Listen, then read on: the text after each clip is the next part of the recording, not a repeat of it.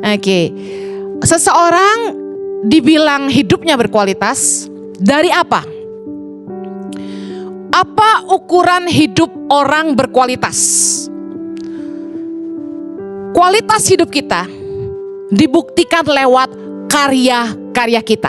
Lukas 13. Perumpamaan tentang pohon ara yang tidak berbuah. Kita baca sama-sama ayat ke-6. Lalu Yesus mengatakan perumpamaan ini. Seorang mempunyai pohon ara yang tumbuh di kebun anggurnya. Dan ia datang untuk mencari buah pada pohon itu, tetapi ia tidak menemukannya. Ayat 7 sama-sama. Lalu dia berkata kepada pengurus kebun anggur itu, sudah 3 tahun aku datang mencari buah pada pohon ara ini, dan aku tidak menemukannya. Tebanglah pohon ini, untuk apa ia hidup di tanah ini dengan percuma? Jawab orang itu, Tuan, biarkanlah dia tumbuh tahun ini lagi. Aku akan mencangkul tanah sekelilingnya, memberi pupuk kepadanya, dan mungkin tahun depan ia berbuah. Jika tidak, tebanglah ia. Hidup seseorang dikatakan berkualitas kalau hidupnya berguna dan menghasilkan karya-karya yang luar biasa. Orang yang berkualitas gak akan pernah dibuang. Amin.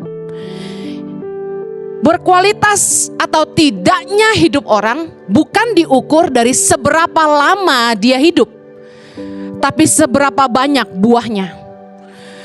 Berkualitas atau tidaknya hidup seseorang tidak diukur dari seberapa panjang usianya, tapi seberapa banyak buahnya. Beberapa waktu lalu di masa pandemi, seorang hamba Tuhan muda dipanggil Tuhan di usia yang sangat muda, meninggalkan anak-anak dan istrinya. Saya tidak terlalu dekat sama almarhum Pastor Raditya Olowan, tetapi kita lihat buah-buah hidupnya luar biasa. Dia menangin komunitas anak-anak muda yang tidak terjangkau, orang-orang buangan, orang-orang yang gak dianggap. Bahkan saya pun tidak masuk ke ranah dia gitu. Kami beda segmen. Umurnya masih sangat muda. Waktu dia meninggal dunia, bayangkan saya tidak dekat. Tapi saya hancur hati, saya sedih sekali. Saya melo sekali, saya duduk sendirian di ruang tamu di rumah. Saya buka Instagramnya. Saya pikir gini, orangnya udah gak ada, unfollow aja. Ini saya cerita yang sebenarnya ya. Saya klik unfollow. Apa yang terjadi? Muncul tulisan follow back. Kita akan tahu orang itu follow kita atau enggak kalau muncul tulisan follow back. Kalau dia cuma follow, berarti dia gak follow kita. Bisa ngerti ya? Waktu saya lakukan itu, detik yang sama saya follow balik. Saya bilang, doesn't matter dia udah gak ada. Tapi karya-karya Radit akan selalu di hati kita. Amen. Bayangin ya, orangnya udah nggak ada, tapi buah-buahnya masih terasa, pelayanannya masih ada. Orangnya udah nggak ada, karyanya masih ada. Satu lagi, Mother Teresa, favorit saya. Mother Teresa menjadi sosok figur yang saya kagumi sejak kecil. Wanita hebat, tidak bertubuh tinggi ya. Dia memberi hidupnya buat anak-anak di India dan di banyak belahan dunia ketiga. Saya sempat ke Kalkuta dan lihat bagaimana pelayanan Mother Teresa masih tetap berjalan sampai hari ini di Kalkuta. Meskipun beliau sudah tidak ada. Kualitas hidup seseorang tidak ditentukan dari panjang pendek usianya, tapi seberapa banyak buahnya. Sampai orang itu gak ada, pelayannya tetap ada. Karena hidupnya sungguh-sungguh berkualitas. Dia punya nama besar dan nama baik yang orang percaya. Sampai orangnya gak ada pun, karyanya tetap dipercaya. Lukas 13 ayat 7 tadi dikatakan gini, sudah 3 tahun aku datang mencari buah pada pohon ara ini, dan aku tidak menemukannya. Tebanglah pohon ini. Untuk apa ia hidup di tanah ini dengan percuma. Saya mau kasih tahu, kalau hidupmu berkualitas, Anda gak akan pernah dengar kata-kata ini. Tapi kalau hidupmu tidak berkualitas, Anda akan sering dengar, buat apa lu hidup? Percuma kamu hidup. Kata-katanya gitu. Buat apa kamu ada di rumah ini? Percuma, ada gak ada kamu sama aja gitu. Ketika seseorang menjadi tidak berguna, gak memberikan kontribusi apa-apa, buahnya gak ada. Ada gak ada lu sama aja. Firman Tuhan bilang gini, untuk apa dia hidup di tanah ini dengan percuma? Tebang aja.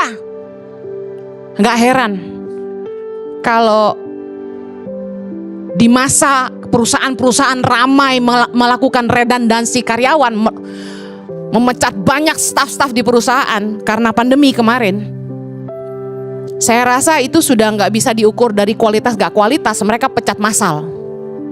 Tetapi Anda mengerti maksud saya, ketika perusahaan-perusahaan terpaksa harus melepaskan banyak karyawan. Saya mau tanya, siapa yang dipecat duluan? Nomor 1. Mereka yang menjadi liabilitas atau beban bagi perusahaan. Siapakah mereka? Yang gajinya gede-gede. Pasti itu nomor 1. Melepaskan yang gajinya udah ratusan juta, ya, yang udah mendekati 100, itu duluan yang dicopot.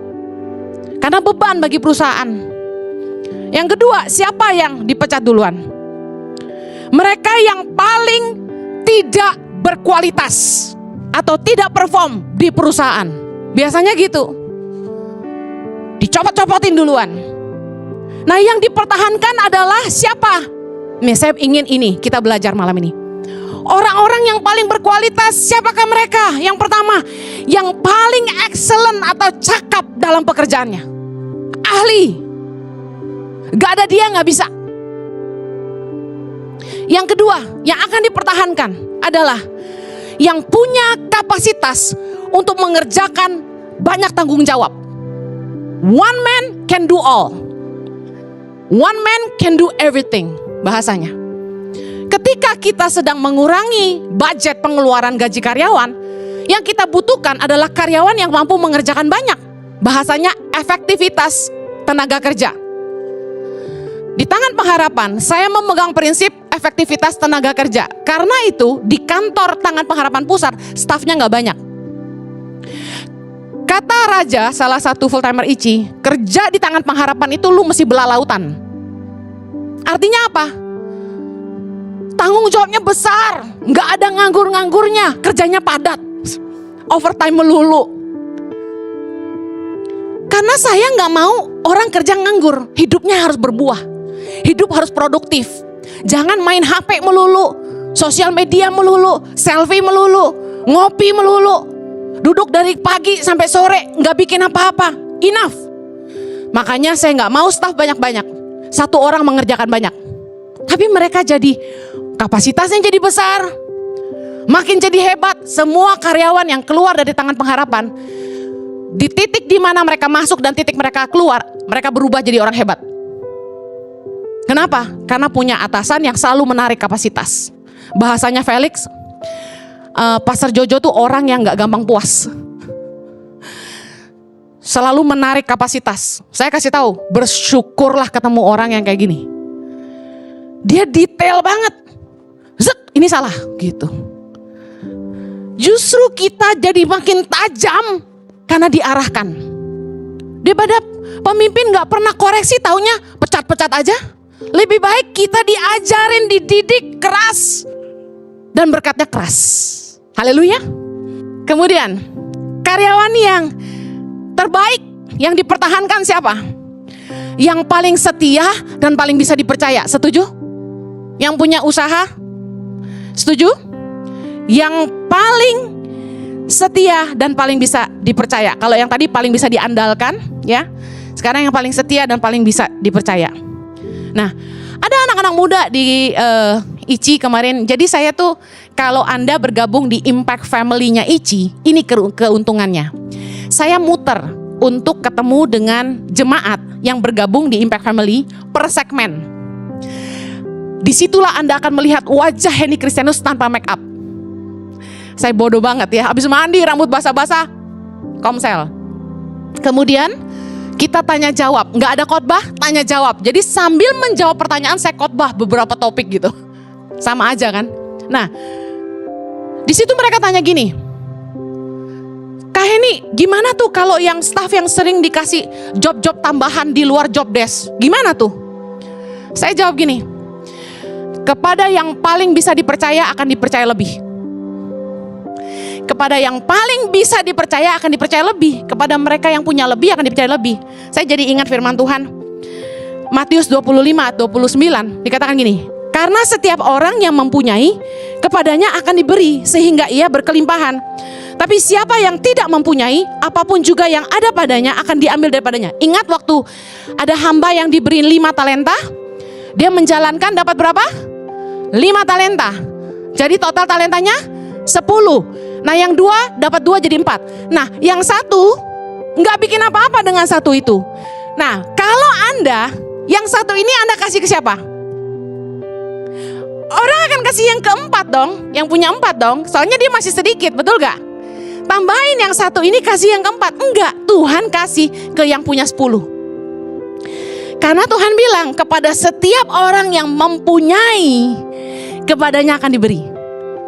Anda akan percayakan tanggung jawab lebih kepada orang yang mampu mengerjakan lebih. Kalau kita mau ngangkat orang di kantor kita, di perusahaan kita, kita pengen memilih seorang manajer. Kita akan pilih karyawan yang paling bisa mengerjakan banyak hal, ngerti semua segmen di kantor, semua divisi. Kenapa? Karena sebagai seorang pemimpin, dia harus mengevaluasi dan mengarahkan dan memeriksa pekerjaan karyawan-karyawannya. Nah bagaimana dia bisa lakukan itu kalau dia nggak ngerti kerjaan karyawan-karyawannya? Jadi seorang pemimpin harus punya kapasitas ngerti banyak hal. Kalau Anda di perusahaan yang Anda bekerja, bosmu selalu numpukin kerjaannya justru ke kamu, siap-siaplah, bentar lagi kamu naik gaji, bentar-bentar lagi kamu akan naik promosi. Amen. Orang itu pengen gajinya tinggi, tapi paling penting kita nunjukin prestasi. Istilah suami saya gini, bikin bos lu malu kalau nggak gaji lu gede. Gitu dong. Kalau sampai kita udah berprestasi, ngasih hasil karya yang terbaik, dan bos kita nggak menghargai, dia malu. Kamu digaji 5 juta, tapi kerjaan kamu kayak orang digaji 20 juta, dia malu dong. Paling enggak Tuhan bakal kilik-kilik dia, naikin gajinya, dicomot orang loh dia loh.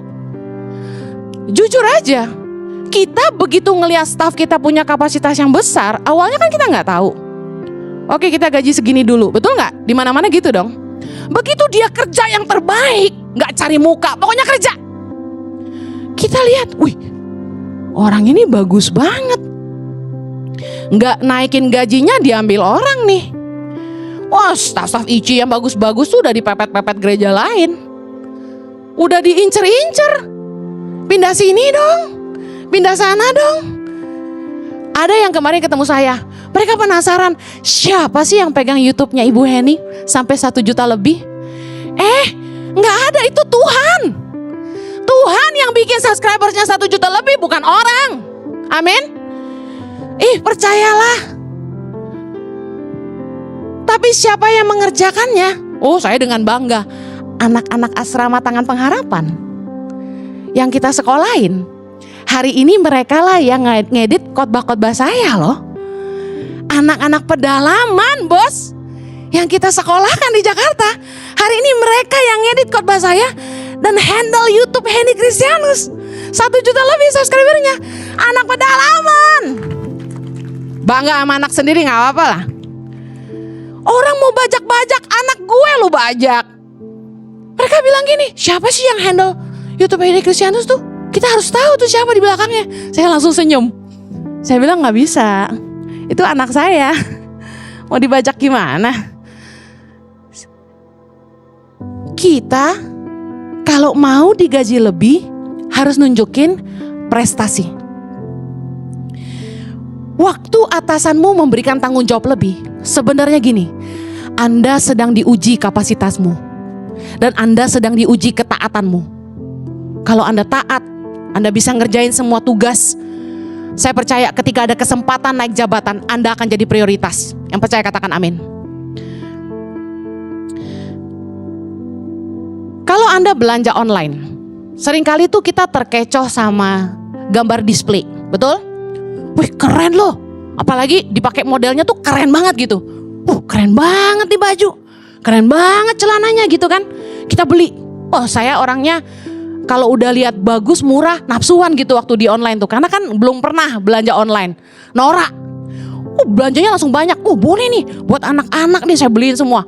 Buat anak cowok, buat anak cewek. Saya belinya tuh nggak nanggung-nanggung. Dua lusin. Karena anaknya kan segabreng. Ya kan?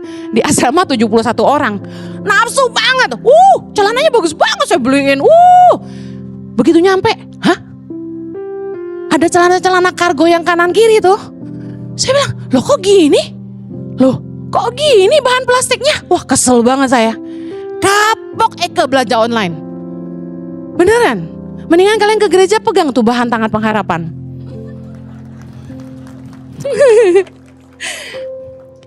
Dari situ saya belajar, barang yang berkualitas gak mungkin murah. Amen. Barang yang berkualitas gak mungkin murah. Percayalah, kalau hidupmu berkualitas, kamu gak murahan. Kita seringkali terkecoh karena displaynya bagus, gambarnya bagus. Nah gini, kadang-kadang pemimpin juga suka terkecoh. Ngelihat penampilan luar doang. Keren, cantik, ganteng. Tapi at the end of the day yang kita sadari, yang menentukan kualitas seseorang tuh apa? Karya hidupnya, karakternya.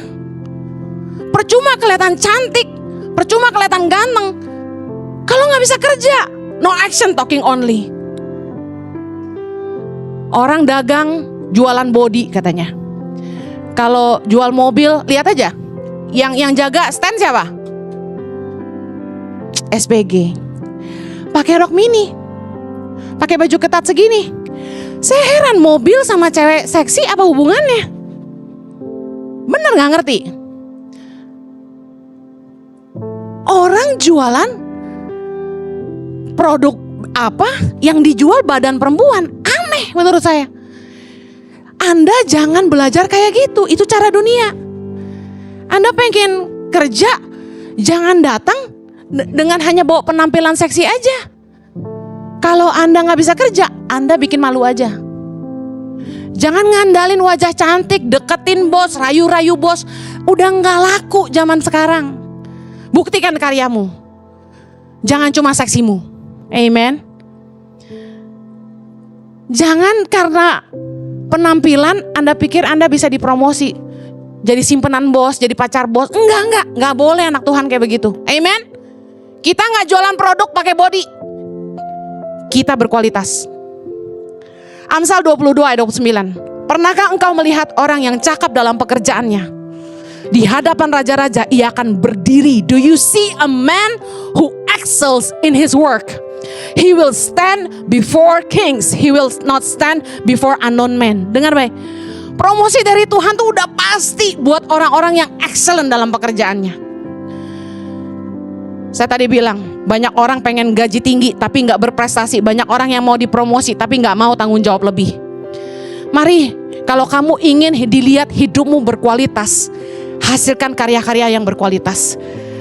Kerjalah dengan sungguh-sungguh. Jangan sampai makan gaji buta. Jangan sampai nipu-nipu atasan. Lakukan yang terbaik. Kalau Anda seorang pengusaha, nggak usah pakai cara-cara kotor buat dapat keuntungan. Buktikan kualitas saja. At the end of the day, orang akan cari yang paling berkualitas. Brand-brand handphone banyak banget bermunculan. Yang murah banyak, yang keren banyak, tapi orang tetap stay pakai yang paling berkualitas. Saya salah satunya. Kita nggak akan coba merek lain kalau kita udah tahu ini paling berkualitas. Kalau Anda ingin hidupmu berkualitas, jangan pernah nggak beri yang terbaik dalam apapun yang kamu kerjakan. Apa yang sekarang bikin kita berkualitas? Yang membuat kita berkualitas adalah tantangan, challenges. Tantangan itu membuat orang jadi ahli. Orang-orang yang tiap kali ngadepin tantangan di kehidupan, kalau dia mudah menyerah, cengeng, dikit-dikit konseling dong, dikit-dikit doain pendeta dong. Saya kasih tahu, masalahmu gak akan selesai kalau kamu gak hadapi. Jangan punya mental cemen. Seseorang itu akan dinilai berkualitas kalau dia tahan terhadap tekanan. Hadapi masalah. Saya bersyukur, saya besar menghadapi begitu banyak problema dan saya gak bisa ngandalin orang tua saya gak bisa ngandalin siapa-siapa, dan saya hanya mengandalkan Tuhan. Hidup itu gak mudah. Saya ngadapin banyak tekanan di hidup saya. Dan hari ini saya jadi kuat karena saya melewati banyak tantangan. Raja Daud menjadi raja yang gak pernah kalah dalam perang. Dia menjadi sangat ahli dalam berperang karena dia berperang terus dan Tuhan menyertai dia. Saya kasih tahu, ada istilah gini, bisa karena biasa. Orang tuh jadi ahli karena dia biasa menghadapi semua tantangan yang ada. Kalau Anda ada masalah, Anda quit. Ditegur sedikit, Anda kabur. Dimarahin pemimpin, sakit hati, dendam. Anda gak akan jadi orang yang berkualitas. Ketika Anda ditekan sama atasan, Anda mengalami gesekan dengan teman sepelayanan, sama teman di kantor, selesaikan, hadapi. Masalah apapun yang kamu hadapi dalam hidup ini akan membuat kamu jadi excellent, bisa karena biasa. Bayangin, ada satu perusahaan, mereka bikin antena. Bosnya cerita sama saya gini, yang kerja di perusahaan itu dulunya 2000, sekarang gak perlu lagi, 500 saja. Dengan produksi yang jumlahnya, hasil produksinya tetap sama bahkan lebih. Kok bisa? Produksi yang dikerjain 2000 orang cukup dikerjain 500 saja. Kenapa bisa gitu? Karena ahli. Mereka bikin produk-produk itu udah gak pakai mikir. Tangannya set, udah gak pakai mikir. Saya nyetir mobil, nggak perlu lagi, ya ngerem, nyalain mesin, masuk gigi D, gas, lepas remnya, mikir dulu gitu. Itu namanya nggak ahli. Mundur, ngeng kiri, berhenti, ngeng kanan, berhenti. Itu namanya nggak ahli, betul? Oh, saya kalau nyetir nggak pakai mikir, ngebut, ngeng, sampai moy. Saya kalau di bundaran depan ini naik tuh gitu kalau nggak macet. Ahli karena ngelewatin bundaran itu. Coba Anda nggak biasa nyetir mobil dan Anda naik bundaran moy. Anak saya ngeledekin saya, Zoe, coba kamu yang nyetir, kamu turun. Anak saya bilang gini, si Chloe sama Axel, mama pasti jerit-jerit katanya gitu. Iyalah, soalnya dia nggak ahli, kan baru belajar. Masa langsung nyetir mobil mau turun begini? Saya ahli, nggak mikir, ngeng. Saya sama Jojo kalau bawa anak-anak asrama keluar kota, saya bawa satu mobil, Jojo bawa satu mobil. Yang cewek-cewek ikut Mama Heni, yang cowok-cowok ikut Papa Jojo. Ke Cirebon, ngegas, ngeng, mama susul, ngeng, set gitu. Yang cewek dadain, dadah. Suami saya kalau di jalan tol kalah sama saya, tapi kalau masuk kota dia menang. Dia jago gini, apa? Selip-selip. Yang cowok-cowok langsung godain kita, dadah. Kalau udah saya kalah. Saking ahlinya, nggak usah mikir lagi kalau nyetir mobil. Bisa paham? Karena biasa kita jadi ahli. Nah, masalah itu harus jadi sesuatu yang biasa. 1 Korintus 10:13 berkata, pencobaan-pencobaan yang kamu alami nggak akan pernah melebihi kemampuanmu. Karena Tuhan setia, Dia pasti akan menyediakan kepada kamu jalan keluar. Percayalah, waktu kita ngadepin masalah, ujian, Tuhan pasti akan kasih kita jalan keluar. Ada kasih karunia, kemampuan untuk menghadapinya. Jangan cengeng, hadapi. Saya uang kuliah harus dibayar, duit gak ada. Apa yang saya lakukan? Kerja, bikin martabak, gak becus. Tanya orang, bikin martabak kayak apa? Bikin saya jam 4 pagi, jualan bungkus-bungkus, jualan saya. Cari kerja, diterima, jadi kasir, kerja, delivery, kerja. Hadapi, nggak ada cengeng. Aku nggak punya duit, Mama Heni. Mau sekolah nggak ada duit. Orang tua nggak tanggung jawab. Pacar yang hidupin nggak punya. Mau jual kue nggak bisa bikin. Mau nyetrika nyuci gosok nggak becus.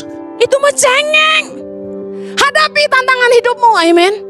Kamu akan jadi bisa karena biasa. Anda mau excellent, nggak akan enggak ngadepin masalah. Anda nggak bisa. Hidup ini selalu punya tantangan. Justru masalah itu problem yang membuat kita makin excellent dalam hidup ini. Saya percaya. Pertama kali saya mau khotbah, saya tuh gemeteran, ketakutan, gak tahu mau ngomong apa. Terus saya khotbah, terus saya baca ayat, terus lihat, wah setengah mati. Tapi sekarang kasih saya satu ayat, saya bisa gempur Anda 15 menit dengan satu ayat itu. Bisa karena biasa. Lakukan terus apa yang kamu kerjakan. Makanya kerja tuh harus tajam dan fokus. Saya jadi tajam mengerjakan Yayasan Tangan Pengharapan karena saya fokus. Anda ingin jadi ahli, Anda harus mengerjakan hal yang sama terus menerus. Anda harus paham bagaimana menghadapinya. Saya ngerti politik-politiknya orang. Saya mulai jadi ngerti kalau orang nipu saya. Sekarang saking ahlinya, orang duduk sama saya langsung bisa baca motivasinya. Saking udah biasa dibohongin, ditipu orang, dipolitikin orang. Ketajam itu sampai di tingkat duduk sama saya ngomong mau ini, saya langsung tahu motivasinya gak bagus. Atau saya langsung tahu orang ini benar-benar punya hati yang murni. Diberi Tuhan ketajaman sampai di level itu. Makanya kalau mau buka project saya harus turun sendiri. Kalau saya turun, saya langsung bisa mencium ini yang harus dilakukan. Setajam itu. Kalau Anda tidak melakukan sesuatu terus-menerus secara konsisten, Anda tidak fokus, Anda tidak tajam. Mari tentukan apa yang kamu mau buat di hidupmu. Jangan bentar-bentar jualan bakpao, bentar-bentar ganti lagi jualan bakso, bentar-bentar ganti lagi jualan pempek. Maunya apa sih kamu gitu kan? Karena saya ketemu ada orang yang enak cuma masak satu hal itu aja. Saya cobain masakan dia yang lain, gak enak. Kita harus ketemu apa sih satu hal di hidup kita yang membuat kita jadi excellent. Karena everybody will be known for one thing. Amen. Ada anak muda yang tanya gini, Ciheni, kalau kita dikasih kerjaan banyak kan kita jadi gak fokus. Apa tuh? Gimana tuh caranya memperbesar kapasitas tapi kita tidak tajam? Dia bilang gitu. Dengar, kapasitas bicara soal tanggung jawab, tapi ketajaman bicara sesuatu yang membuat kamu sangat hebat di situ. Saya hari ini, saya tidak mampu running gereja. Saya nggak becus jadi gembala. Suami saya sangat hebat running gereja. Jadi saya suruh dia aja yang ngurusin. Tapi pada kapasitasnya orang panggil saya ibu gembala. Tapi apa yang saya tajam? Cuma khotbah. Jadi saya bilang, Jo, aku gak ikut-ikut. Kamu sama Felix yang urus gereja aja. Aku khotbah aja. Paling apa sih yang saya tajam? Ya soal yang bersih-bersih itu, toilet-toilet itu.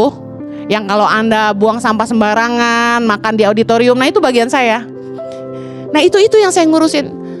Tapi yang saya mau ngomong ini, Anda mungkin punya banyak talenta. Anda mungkin dipercaya Tuhan banyak hal. Tapi Anda gak akan jadi sangat excellent kalau Anda gak ngerti sebenarnya senjatamu yang paling ampuh tuh apa. Mungkin saya akhiri dengan kesaksiannya. Orang mungkin gak menghargai kerja keras kamu. Orang mungkin gak menghargai apa yang kamu udah buat yang terbaik gitu. Ada yang anak muda bilang gini, bos saya gak menghargai meskipun saya udah lakukan yang terbaik.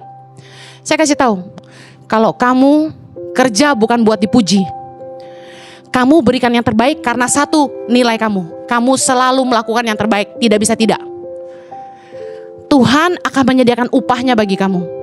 Kalau bosmu tidak bisa menghargai kamu, Tuhan akan bawa kamu ke tempat di mana kamu seharusnya, di mana kamu akan dihargai.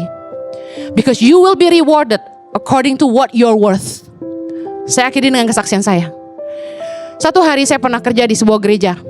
Lulus sekolah Alkitab tahun 99. Saya kerja full time di sebuah gereja.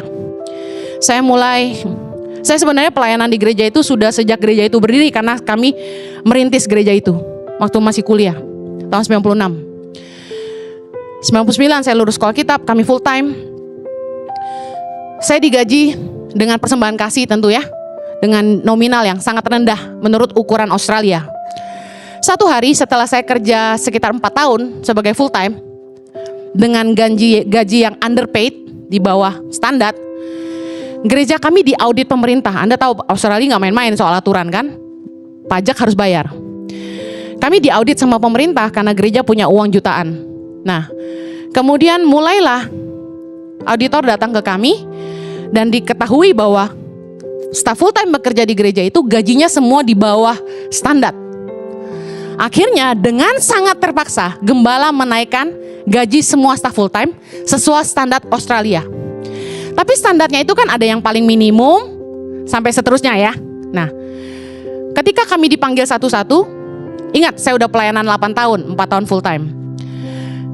Saya dikasih tahu, Henny, gaji kamu sekian. Sekitar $21.000 Australia per tahun, bayangin. Itu tuh UMR, ibaratnya UMR, itu tuh yang terendah sekali. Like beginner. Mungkin anak lulusan SMA gitu, yang baru kerja. Saya kaget. Saya sedih sekali. Saya sedihnya bukan karena nominalnya. Anda tahu, sebelum digaji segitu pun saya melayani dengan sukacita. Tapi yang membuat saya sedih adalah, nilai saya, kualitas saya di mata pemimpin saya cuma segitu. Ngerti ya? Ternyata saya tidak terlalu berkualitas di mata mereka, sehingga mereka menilai saya sekian saja. Saya sedih, berarti saya belum kasih yang terbaik dong.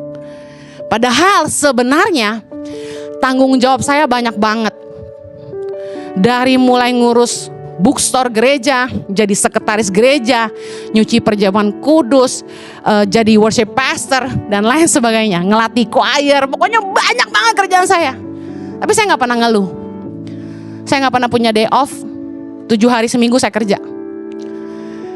Tapi saya sedih waktu ternyata mereka menghargai saya dengan UMR terendah. Singkat cerita, saya tetap kerja. Apa yang terjadi? Setelah digaji 2 kali kurang lebih 2 bulan berjalan, ternyata pemerintah Australia menetapkan seorang full timer gereja nggak usah bayar pajak. Ternyata full timer gereja itu bebas pajak karena kita hamba Tuhan sepenuh waktu, kita nggak punya kerjaan yang lain.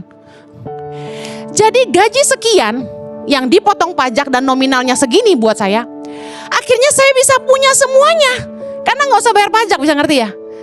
Dari yang setiap minggu kurang lebih cuma dapat $300-an, saya dapat $500-an per minggu karena pemerintah ternyata menetapkan kami nggak usah bayar pajak. Di situ saya dapat satu hikmah. Kamu jangan pernah putus asa ketika merasa kamu tidak dihargai sama sesama. Penilaian orang lain tidak sama dengan nilaimu yang sesungguhnya. Apa kata orang bukanlah nilaimu yang sesungguhnya. Tetap setia dan lakukan yang terbaik. Tuhan akan memberikan kepada kamu bagian yang menjadi upahmu. Tuhan akan membawa kamu ke tempat yang seharusnya. Tuhan akan memberikan kamu upahmu yang sesungguhnya. Tetap setia di daerahmu masing-masing. Apapun yang kamu kerjakan di tanganmu hari ini, never not giving the best. Gak bisa gak yang terbaik. Pokoknya harus selalu kasih yang terbaik. Percayalah, kualitasmu ditentukan dari karyamu. Jangan sampai tidak berbuah. Jadilah orang yang berguna. Kita berdoa. Haleluya. Bapa di sorga, kami berdoa agar Engkau mengurapi setiap kami. Apapun yang kami pegang di tangan kami hari ini, pakailah ini untuk kemuliaan nama-Mu. Pakailah ini untuk menyatakan karya-karya Tuhan yang hebat dalam hidup kami. Biarlah Tuhan boleh menajamkan kami, mengurapi kami, memampukan kami mengerjakan apa yang Tuhan percayakan di tangan kami dengan setia. Kami mau terus beri yang terbaik buat Tuhan. Kami percaya upah kami adalah ditentukan oleh Tuhan. Kami gak mau kecil hati, kamu gak mau jadi lemah, tapi kami mau belajar konsisten. Jadi orang yang bisa dipercaya, gak mengeluh, tapi terus mengizinkan masalah datang, dan kami mau terus belajar mengasah diri kami. Kami percaya pertolongan Tuhan selalu tepat waktu buat kami. Terima kasih Tuhan, berkati umat-Mu yang hadir, berdoa supaya Tuhan mereka boleh jadi pemenang-pemenang di semua tempat dimanapun mereka berada. Di dalam nama Yesus kami berdoa.